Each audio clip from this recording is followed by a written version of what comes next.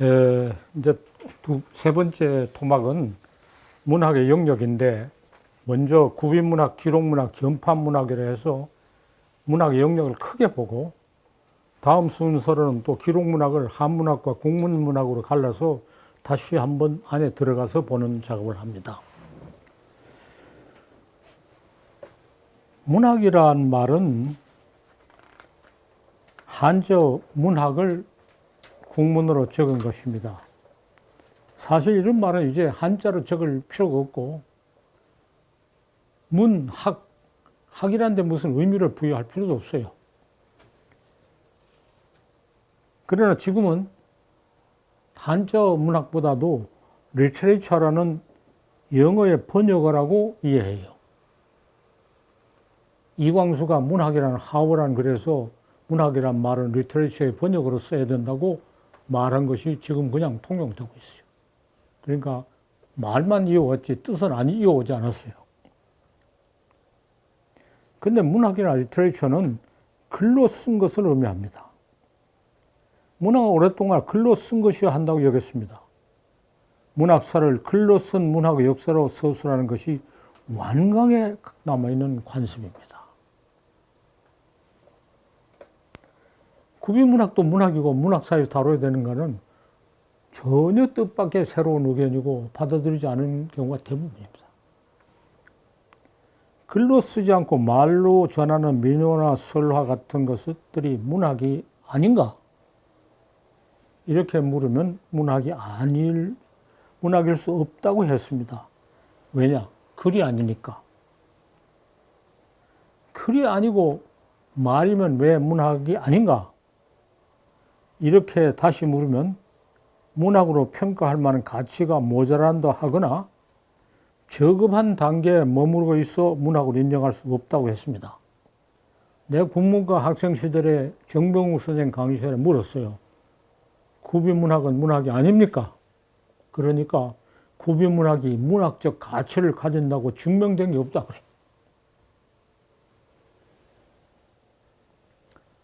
그러면 학생인지 아닌지 하는 거하고 우수한 학생인가 아닌가 하고는 범주가 다른 게 아닙니까? 문학인지 아닌지는 좋은 문학인지 아닌가 하고는 관계없는 일차적 자기 요건인데 왜 구비문학에만 문학적 가치라고 하는 요건을 답니까? 이렇게까지는 묻지 않았어요. 왜냐하면 대답하기가 어려울 것 같았어. 문학적 가치가 있다고 증명된 게 없다 그래. 그러면 시조집을 꺼내가지고 문학적 가치가 없는 놈은 다 제명 처분해야 돼. 너희들은 시도도 아니고 문학도 아니다. 그런 작업 안 하죠. 말로 전하는 것은 문학이 아니고 글로 쓴 것이라야 문학이라고 하는 주장은 말은 낮추고 글을 높이는 차등의 사고방식에 근거를 둡니다. 그런데 말이 없으면 글이 있을 수 없다는 사실을 무시합니다. 글로 쓴 문학은 말로 전하는 문학에서 유래했습니다. 예, 말로 전하는 문학이 부모고 글로 전하는 문학은 자식입니다. 부모와 자식 같습니다. 부모 없이 태어난 자식이라고 여기거나 부모는 못나고 자식만 잘났다고 하는 억지입니다. 부모 없이 태어난 자식이라는 것도 억지고 부모는 못났고 자식만 잘났다고 하는 것도 억지입니다.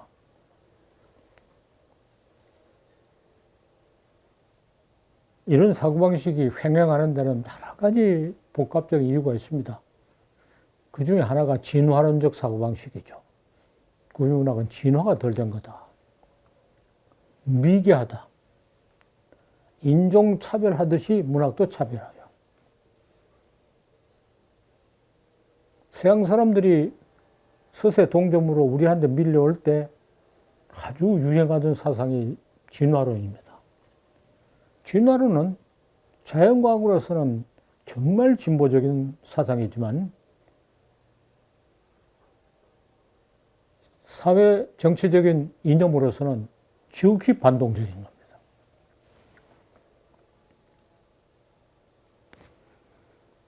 서부 유럽 몇 나라가 근로된 문학을 이룩하고 발전했다고 하는 것은 그것이 선진지라 여기고 많은 추종자가 있습니다. 일본은 서양 추종을 제일 잘한다고 자부해서 그 선두에 섭니다. 일본에서는 말로 전한 문학은 문학이 아닌 민속이라 합니다. 전혀 일본 국문과에서 다루지 않습니다. 일본 문학 전사 18권짜리가 나와도 저 뒤에 부록에서 조금 다뤘을 뿐이에요. 대학에서는 연구하지 않아요. 그럼 민속학과가 있느냐? 예.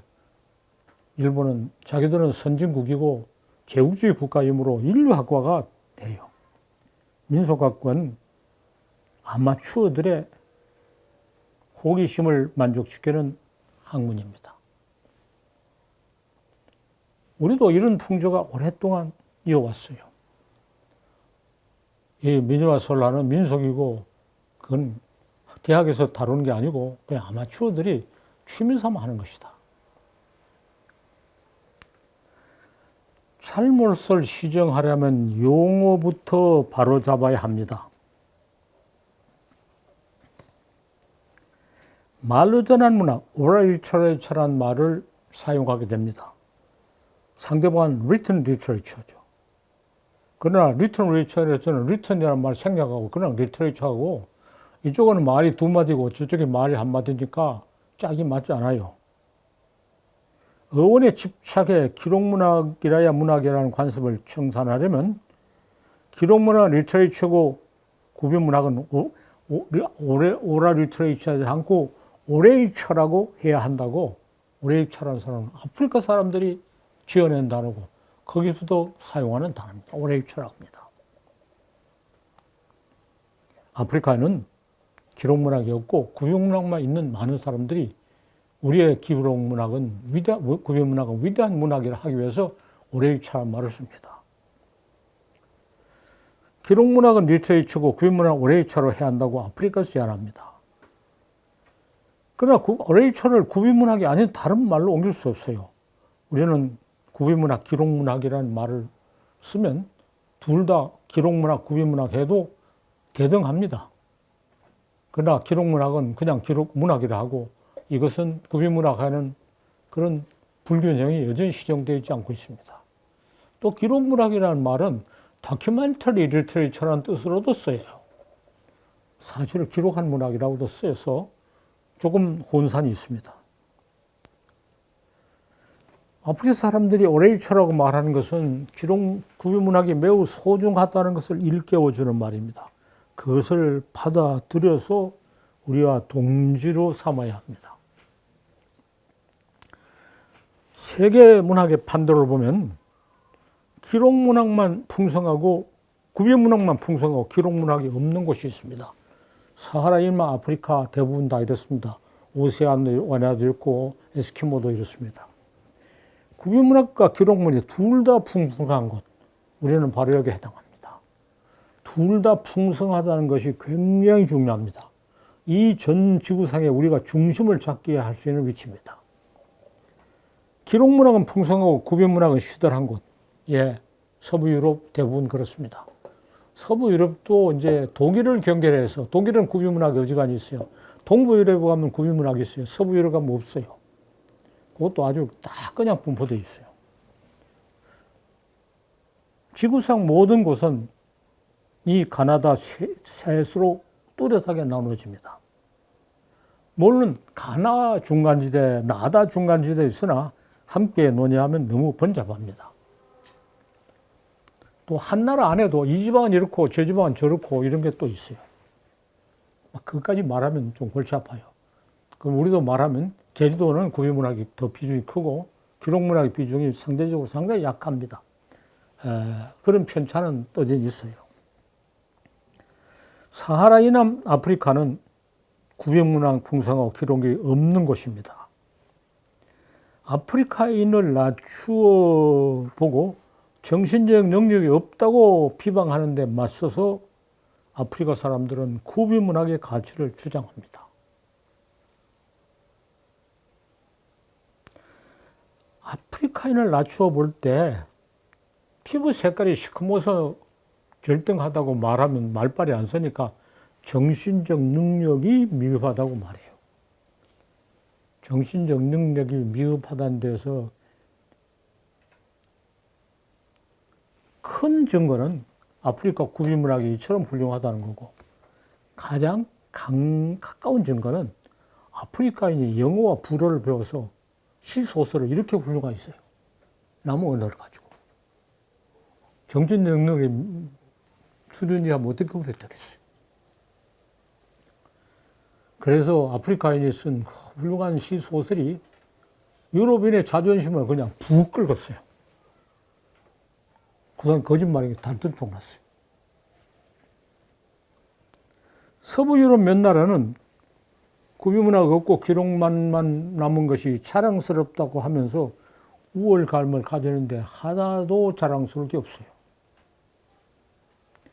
구비문학이 없으므로 기록문학은 더욱 훌륭하냐? 아닙니다. 구비문학에서 영양소를 봉급을 받지 못해서 기록문학이 기형적으로 나가고 있어요. 매우 중요한 사실입니다. 어미 젖을 못 먹고 자라는 아이가 발육이 부실한 것과 같다 비교할 수 있어요. 모유를 먹고 자라는 아이가 가장 건강한데 분유도 제대로 못 먹고 자라는 아이와 같다. 그러니까 배배 뒤틀어져서 이상한 소리 한다. 이렇게 말할 수 있어요. 일본과 한국은 나이에 속합니다. 그런데 일본은 나임을 무시하고 부정합니다. 서부 유럽을 추종하는 것이 자랑스럽다 하고, 일본 사람이 그렇게 말하는 것은 우리가 크게 걱정할 것 없지만 이렇게 하는 일본을 추종하는 것, 이것이 문제이죠.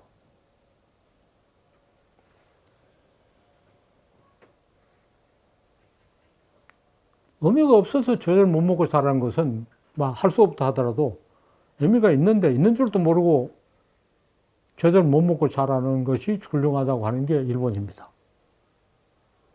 참으로 어리석죠.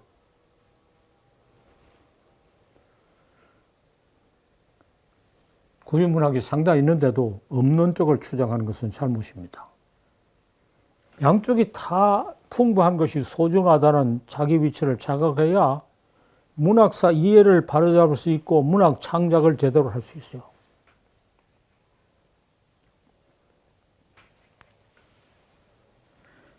우리는 구비문학과 기록문학이 다 갖추어져 있어서 양쪽을 다 알고 이쪽 세계도 알고 저쪽 세계도 알고, 그래서 문학사 탐색을 그 중간에 들어서 정상적으로 할 수 있어요. 양쪽을 다 알아서.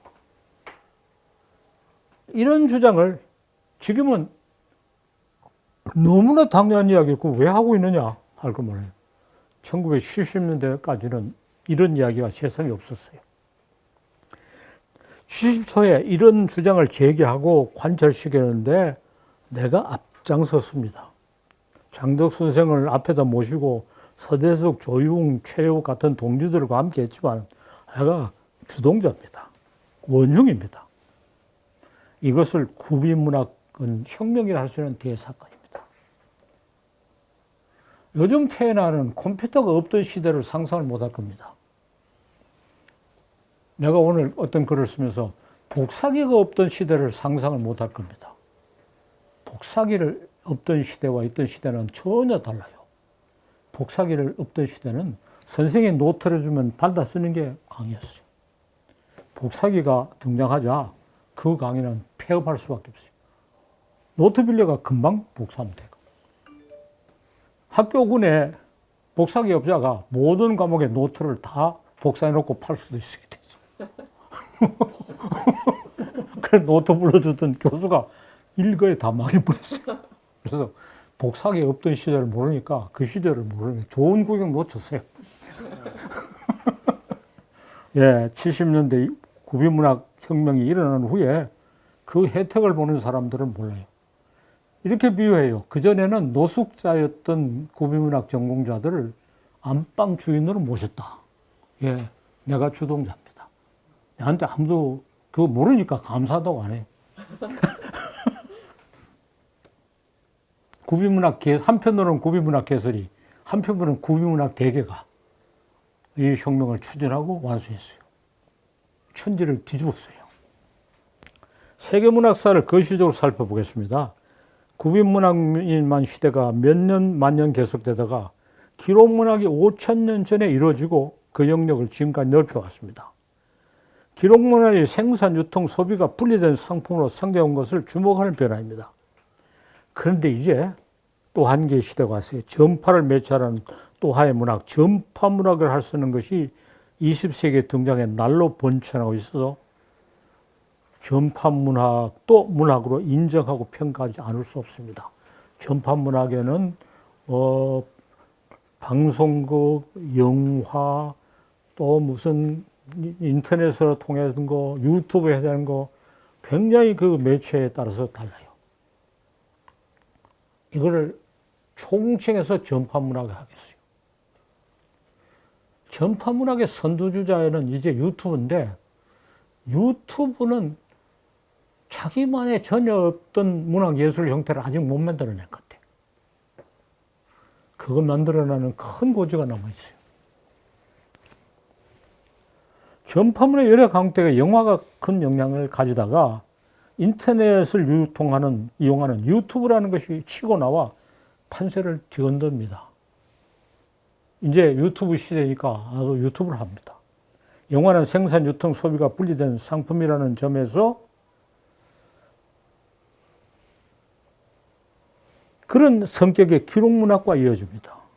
그러나 유튜브는 누구나 세 과정이 분리지 않고 생산, 유통, 소비가 하나이게 하고 그런 시장 규모가 영화 이상인 괴물입니다. 끝을 알 수 없이 거대한 괴물입니다. 나도 유튜브를 이용해서 이 강의를 합니다. 영화든 유튜브든 전파문학에서 문학의 따로 놀지 않고 영상물에 흡입되어 있습니다. 이것은 멸망인가? 무엇을 지원해 흥미를 가지게 하는 문학의 특성이 전파문학에서라면서 더욱 뚜렷해지는 것이 확장이지 망하는 게 아닙니다. 구비문학도 원래 종합적인 공연물, 흥행물 속에 들어 있었어요. 전파문학이 그런 성격을 가지는 것은 원상복귀고 정통회복입니다. 중간에 기록문학이 뭔가 이게 다른 길로 갔던 겁니다. 전파문학은 국경이 없지만 어느 장벽이 있고 이익을 챙기는 쪽과 제공하는 쪽이 있습니다. 미국이 자본과 영어 두 가지 무게로 세계를 제패하고 있는 것이 문제입니다. 전파문학에 능동적으로 참여하는 것은 당연합니다. 그 때문에 구비문학이나 기록문학을 약화시키는 것은 어리석습니다. 구비문학, 기록문학의 유산에서 전파문학에 능동적으로 참여하는 미천을 마련해야 합니다. 전파문학을 잘하기 위해서는 기록문학 유산, 더욱 구비문학 유산을 적극 활용해야 합니다. 구비문학 유산을 적극 활용해서 전파문학의 새로운 총화인 유튜브에서 어떤 예술 형태를 만들어내야 할 것인가 큰 문제입니다. 미국 사람들은 매체를 개발해서 돈을 벌 생각하지 이런 창조물을 만들 생각 못합니다. 이거 우리가 해야 될 일입니다. 이익을 제공하기만 하지 않고 챙기기도 하려면 어떻게 해야 합니까? 문학의 이익을 확대하는 것이 더 중요한 과제입니다. 나도 이 사명을 자각하고 이 강의를 열심히 하지만은 창작 활동을 통해서 세계를 여는 데까지는 나가지 못하고 있어요. 자, 35분, 꼭 20분 했네요. 지금부터 토론합시다. 대학에서 구비문학론이 강의하고 구비문학 정교수가 채용되는 것이 희망인데 이제 전파문학론을 강의하고 그 교수가 있어야 합니다. 그런데 전파문학론이 그 매체에 대해서만 알면 되는 게 아니에요. 그 예술가 문학에 대해서 알아야 돼. 매체에 대한 강의는 관련 학과 여러 군데 하고 있어요. 그러나 문학에 대해서 못합니다. 매체는 공학의 소관입니다. 매체의 사회적 의용에 관해서는 사회과학대학의 언론정보화 같은 데서 하는 일입니다. 이 매체의 예술적, 문학적 활용은 공과대학에서도 사회과학대학에서 전혀 하지 못합니다. 인문대학에서 해야 되고 1차적으로 국문과에 소관이어야 합니다. 경기대학 대학원생 중에 이 매체문학 전공자가 양성돼야 됩니다. 그러면 기존의 학문 중에는 구비문학론을 제일 열심히 공부해야 돼요. 기록문학에서는 우려먹을 미천이 별로 없어요.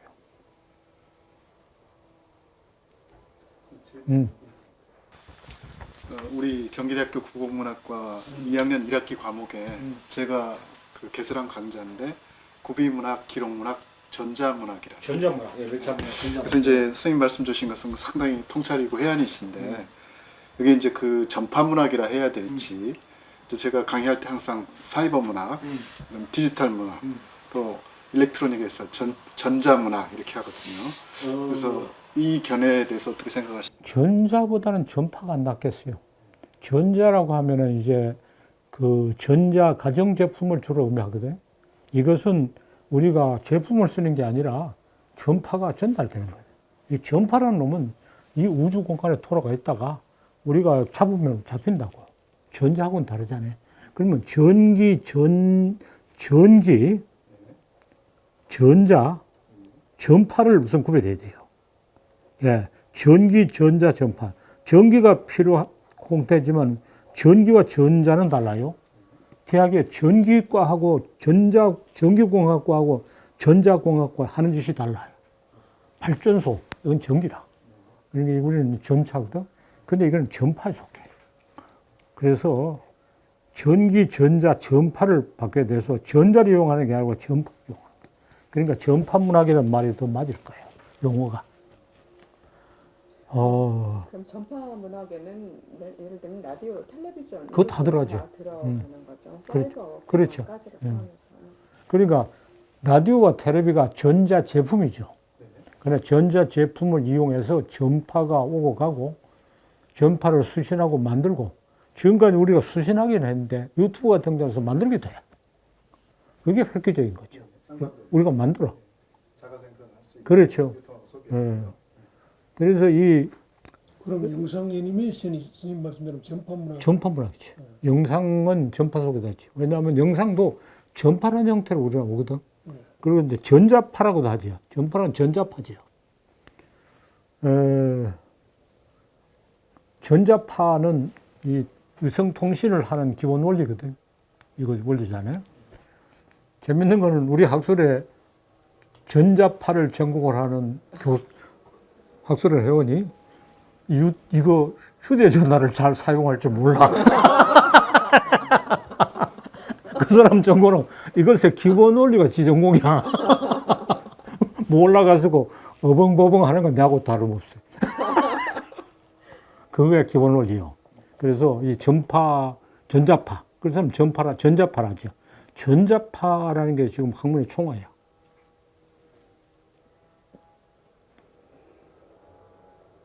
그래서 전파문학이라 하고 좋고 지금 그거 굉장히 중요한 강의예요. 그래서 뭐 딱 3분의 1은 구비문학하고 그렇죠. 3분의 1은 기록문학하고 3분의 1은 예. 전자문학. 기록문학은 뭐 통과해도 될 정도로 미미해. 그러니까 기록문학 갈 때 저쪽으로 갔던 놈이 구비문학과 전파문학은 서로 많이 통해. 굉장히 중요한 관맥이죠. 근데 이제 강의를 하다 보면 일반적인 선생님 말씀 주신 것처럼 전반적인 상황에 대한 그 통찰도 필요하고 또 이제 국어국문학과에서 감지하지 못하는 그 자체에 소비되는 문학들이 있습니다.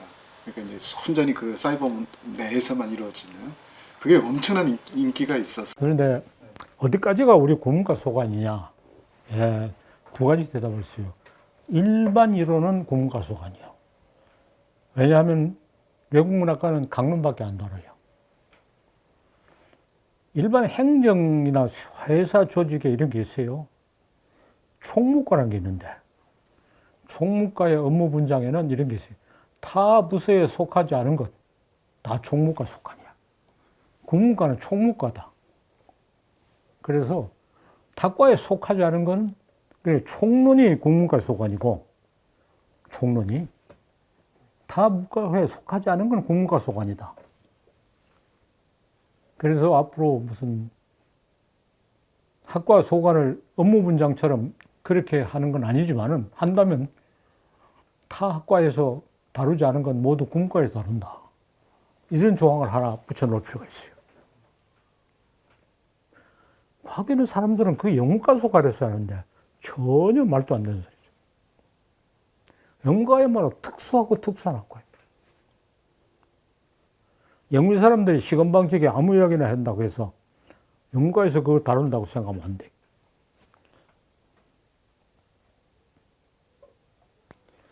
전파 문학론이라 해야 될지 전파 예술론이라는 게 더 맞을 것 같아요. 그렇죠? 전파 예술론. 전파 예술론은 아무도 주인이 없으니까 국문과 소관이다.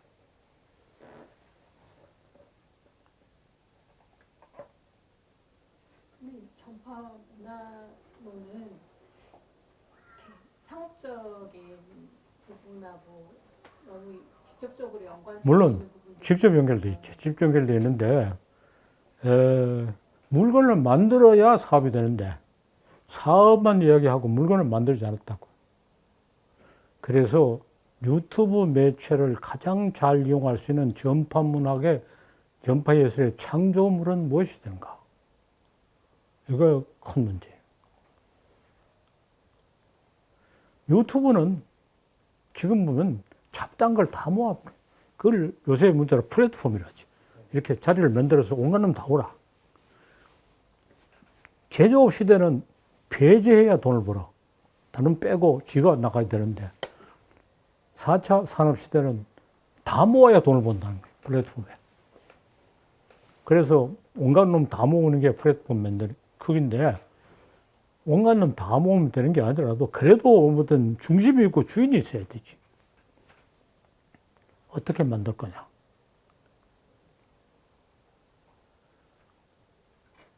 거기에 대해서 무슨 뭐 엄청난 자본이 필요한 것도 아니고 무슨 천재적 두뇌가 있었던 게 아니고 정말로 예술적인 통찰력을 가지고 해나가야 된다고 생각해.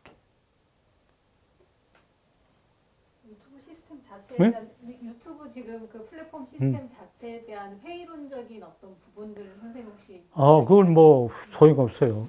이용해야 되지. 우리가 이제 그걸 뭐 회의를 한다든가 나도 유튜브 방송을 시작한 게 이용해야 되지. 내가 어디 글을 썼어요. 유튜브가 등장함으로써 무식의 하향 평준화가 이루고 있겠다. 무식의 하향 평준화. 무식의 하향 평준화가 이루어진다고 염려하고 욕하는 게 능사가 아니야. 그걸 뒤집을 만한 일을 하는 거지. 그래서 무식의 하향 평준화로 쏠리는 것을 뒤집는 의병 활동을 하고 있다. 이렇게 생각합니다. 그런데 이런 식의 강의를 통해서 뒤집는 것은 소극적인 거고 어떤 구경거리를 예술적인 구경거리를 가지고 뒤집을 거라 한 것은 나도 아직 짐작을 못 하겠어요. 참 일거리가 많아요.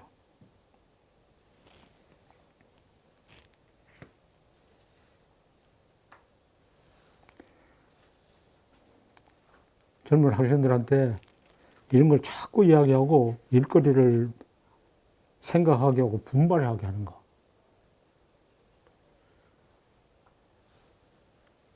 이런 일거리는 미국에서도 엄청나게 혁신을 한 사람은 대학 졸업생은 없고 다 중퇴자라 그래요. 소위 입학 성적이 좋다는 인류학교에 나와서 순서대로 밝은 사람은 절대로 못하는 일이요. 절대로 못하는 일. 기존의 벌이에 줄을 서기만 하지 못하고 있어요. 경제학 학생들을 고무시켜요. 여러분 같은 사람이 하지. 여러분이 그동안에 공부를 열심히 하지 않은 것은 참으로 잘했다. 왜 쓸데없이 머리를 낭비했나? 아직도 머리가 낭비하지 않고 생생하게 남아있는 것은 세상에 그렇게 성견지명이 훌륭할 수가 있나? 응? 내가 계명대학 가서 그랬어요. 여러분이 공부를 열심히 하지 않은 건 너무나 훌륭하다. 그 고등학교 공부 쓸데없는 거 안 해가지고 여러분 소의 머리가 쓰레기통으로 차지하는 것을 너무 반가워한다고 그랬어요. 서울대학 학생들 머리가 쓰레기통으로 다 차 있어요. 어떻게 빈 공간이 하나도 없어요.